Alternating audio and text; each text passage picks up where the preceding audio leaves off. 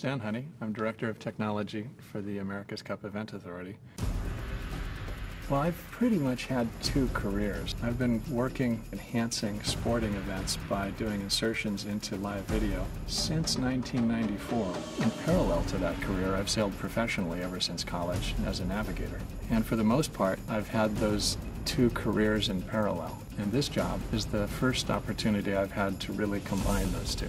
It's hard to make sailing on TV not look like white triangles in a blue background. Historical America's Cup coverage has gone back and forth between the real video and virtual live, where you can see the story, who's ahead, who's behind. And what we're doing is combining the two.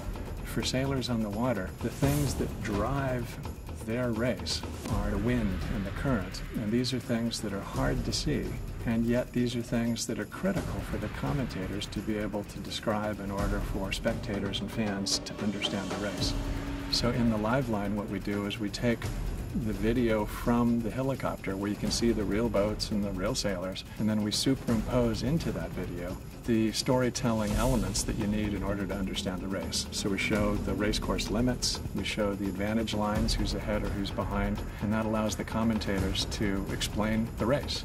So in San Francisco, the racing will be very close to shore, and that'll make it spectacular to watch from the beach. LiveLine will be able to show folks both the limits of the race course, as well as be able to show who's ahead and who's behind. But the exciting part about having an event like that, where we have that richness of data in an environment like the Bay Area with the technology interest and the technology companies, is that the Event Authority has decided brilliantly to make that data available openly for free to everybody. And so that allows high-tech companies in the area to come up with innovative viewers so that people along the beach could use their portable device to see background information on the event, to get detailed data about particular boats.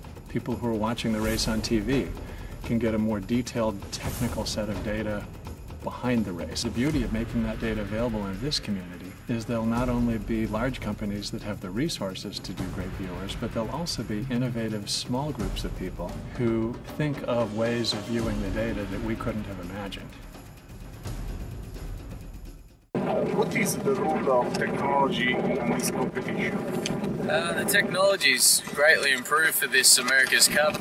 We now have electronic boundaries all around the course, and we have little display screens on our boats to know when we're getting close to a boundary and when we have to tack.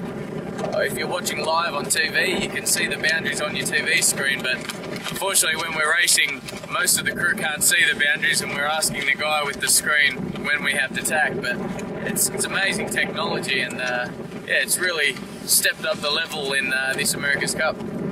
Is possible to win without the technology? No, I don't think so. It's definitely with all your testing and things for testing your boat speed against each other. If you have really good technology, you can get better data back, and you can get better feedback, and so you can make the necessary changes. So I'd say you can't win without technology.